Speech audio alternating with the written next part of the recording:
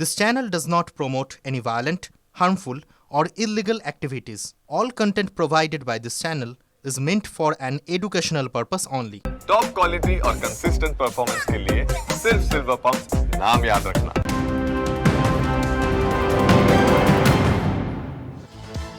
দেখুন এই ভুয়ো ভোটার এই বিষয়টা আমাদের নজর কিন্তু এড়াচ্ছে না, কারণ পশ্চিমবঙ্গে ভুতুড়ে যে ভোটার নিয়ে এবার সংসদে সরব হতে চলেছেন বিরোধীরা।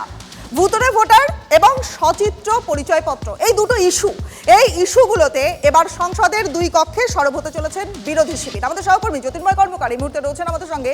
জ্যোতির্ময়, একেবারে পরিষ্কার যে এই যে ভুতুড়ে ভোটার নিয়ে মুখ্যমন্ত্রী মমতা বন্দ্যোপাধ্যায় তিনি সরব হয়েছিলেন, বিরোধীরা সরব হয়েছে, আর এবারে এই দুটো ইস্যু নিয়ে সংসদের দুটো কক্ষতেই সরব হতে চলেছেন বিরোধী শিবির। কি কি তথ্য আসছে থেকে? দেখো, তৃণমূল কংগ্রেসের অভিযোগের আঙুল প্রাথমিকভাবে ছিল জাতীয় নির্বাচন কমিশনের দিকে।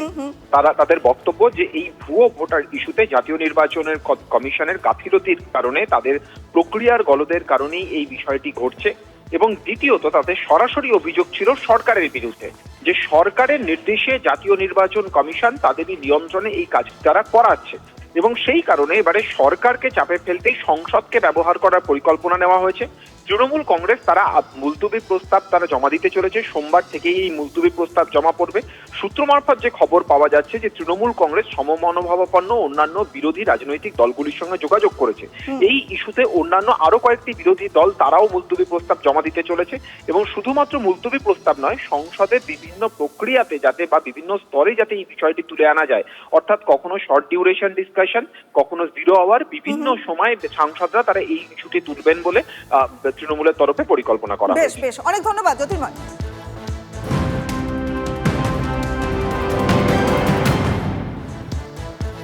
আরো একটা বড় খবর, আরো একটা গুরুত্বপূর্ণ খবরে আমরা নজর রাখবো, কারণ আগামীকাল হাসপাতাল থেকে ছাড়া পাচ্ছেন যাদবপুরের আহত ছাত্র ইন্দ্রানুজ রায়।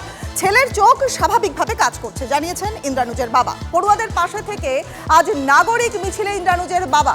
আমাদের সহকর্মী সুমন মহাপাত্র রয়েছেন আমাদের সঙ্গে, সুমনের সঙ্গে কথা বলবো। সুমন, ইন্দ্রানুজের চোখের অবস্থা বোধহয় ভালো, তাই আগামীকাল তিনি ছাড়া পাচ্ছেন। আর কি কি তথ্য আছে ইন্দ্রানুজ সংক্রান্ত? দেখো, আগামীকাল ইন্দ্রানুজ হাসপাতাল থেকে ছাড়া পাচ্ছে, তার চোখের অবস্থা ভালো, সেটা তার বাবা অমিত রায় জানিয়েছেন। পাশাপাশি 4 সপ্তাহ তাকে বেড রেস্টে থাকতে হবে, তার কারণ তার পায়ে যে চোট রয়েছে তার জন্য সে হাঁটাচলা করতে পারবে না। 4 সপ্তাহ তাকে বাড়িতেই থাকতে হবে। পাশাপাশি আজকে যে নাগরিক মিছিল রয়েছে যাদবপুর বিশ্ববিদ্যালয়ের খেলার মাঠ থেকে যা বেরোবে, গোলপার্ক হয়ে আবার যাদবপুরে ফিরে আসবে, যেখানে যাদবপুর থানায় যাবেন এই পড়ুয়ারা, সেই মিছিলে ইন্দ্রানুজের বাবা হাঁটবেন। পাশাপাশি তিনি উপাচার্য অসুস্থ হয়ে কলকাতার বেসরকারি একটা কলেজে ভর্তি রয়েছেন হাসপাতালে, সেখানেও তার বাবা যাবেন উপাচার্যকে দেখতে। সবটা মিলিয়ে যাদবপুর কিন্তু আপাতত আন্দোলনের মেজাজে। বেশ, অনেক ধন্যবাদ সুমন। নজর রাখো, তবে বিকেল 5টার সময় ভিসিকে দেখতে হাসপাতালে যাবেন ইন্দ্রানুজের বাবা।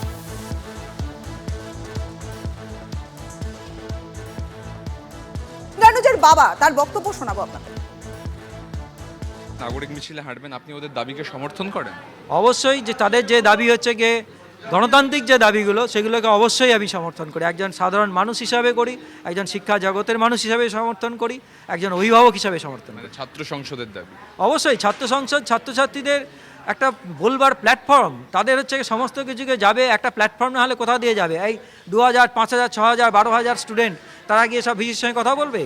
এটা হতে পারে? কোনো একটা অ্যাডমিনিস্ট্রেশনের সঙ্গে কথা বলে এটা তো হতে পারে না। তাদের তো একটা রিপ্রেজেন্টেটিভ থাকা দরকার আছে। কেউ যদি ক্যাম্পাসে যেতে চায় যেতে দেবেন? এখন হচ্ছে গিয়ে 4 সপ্তাহ ওকে বেড রেস্টে থাকতে হবে, তারপরে শরীর সুস্থ হোক, তারপরে তার যে ক্লাস পঠন আছে, তারপরে তার সঙ্গে যদি চায় এইগুলো মানে এই গণতান্ত্রিক আন্দোলনের মধ্যে যুক্ত হতে বাদ প্রতিবাদ, আমাদের তরফ থেকে কোনো নেই। বা আমার কথা বললে, আমি না বললেও কি সে শুনবে নাকি? এই বয়সের ছেলে, তারা সাবালক হয়েছে, তারা নিজেদের চিন্তাভাবনার জায়গাতে।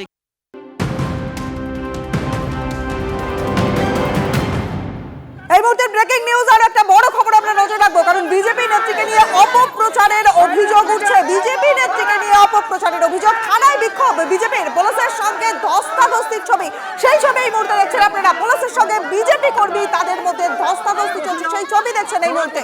অপপ্রচার, বিজেপি নেত্রীকে নিয়ে অপপ্রচারের অভিযোগ উঠছে, এবং এই অভিযোগের ভিত্তিতে থানায় বিক্ষোভ, বিজেপির পুলিশের সঙ্গে ধস্তাধস্তি।